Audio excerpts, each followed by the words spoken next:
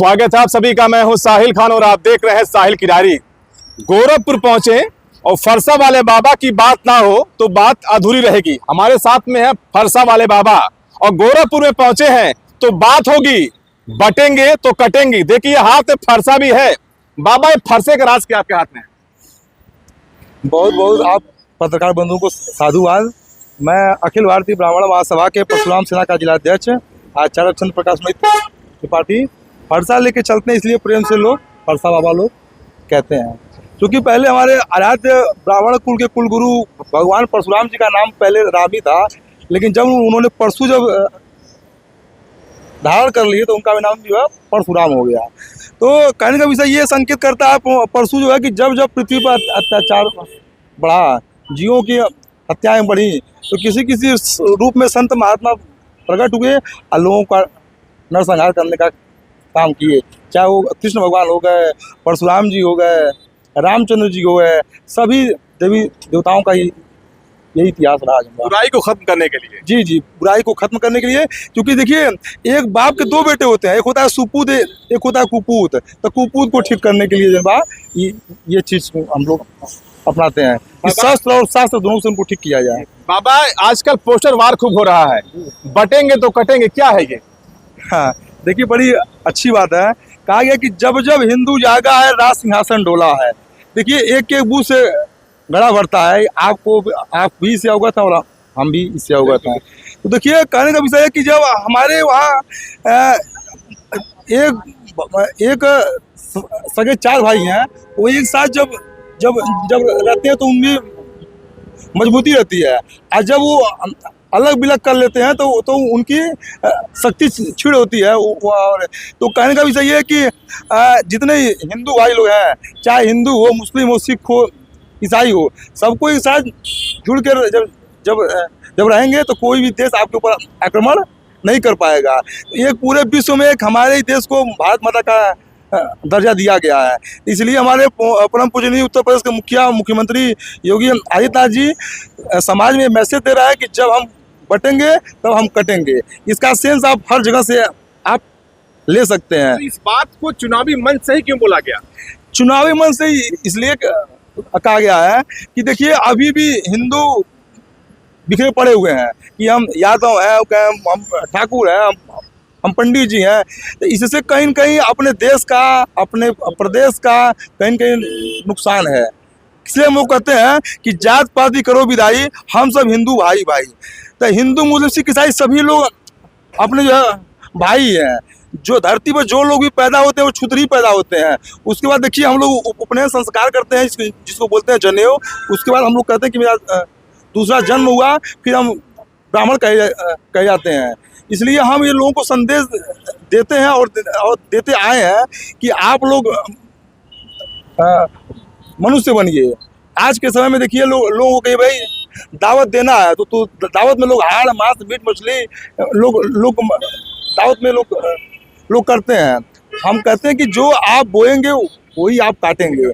हमने आपसे कहा ना कि पूरे विश्व में एक हमारे ही देश को भारत माता का दर्जा दिया गया है। तो कहा गया ना कि बिनु सत्संग विवेक न होई, राम कृपा पे सुलम न सोई।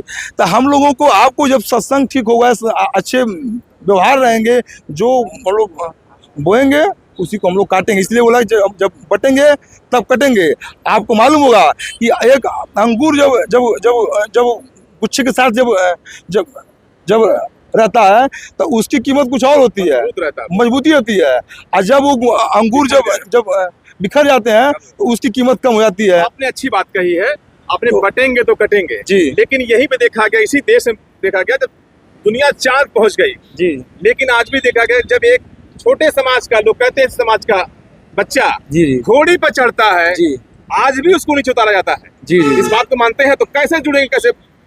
देखिए एक्चुअली बात क्या है, तो राजनीति की बात यह है, हम लोग संत महात्मा है और राजनीति में प्रवेश करना उचित नहीं होगा। लेकिन ये मानते हैं कि जो भी अपने अपने लोगों के विचार हैं, अपने अपने रहने के तरीके हैं, लेकिन उससे ये देखना चाहिए कि हमारे समाज को आर्ट न पहुँचे, इसलिए हम चलते हैं। हम लोग का प्रयास होता है कि जहाँ जहाँ मंदिर अधूरे पड़े हुए हैं उनके जीर्णोद्धार के लिए हम लोग प्रयास करते हैं, चाहे वो कोई भी हो, चाहे वो हिंदू हो, मुस्लिम हो, सिख, हम लोग सबको जोड़ने का काम करते हैं। ईश्वर सबका है। सबका है, भगवान देखिए एक ही है। जैसे कि हमारी ये शरीर है 5 फीट की शरीर है, और इसी शरीर को एक न एक दिन लोग 3 कुंटल की लकड़ी के साथ लोग जला करके लोग राख कर देते हैं। इसका उद्देश्य ये है कि जिस प्रकार से पूरे शरीर में भ्रिकुट में आत्मा का निवास होता है, और आत्मा अजर अमर होती है, न कभी गलती है, न कभी मरती है, न कभी सड़ती है, केवल इस शरीर को छोड़ करके दूसरे शरीर को धारण कर लेती है।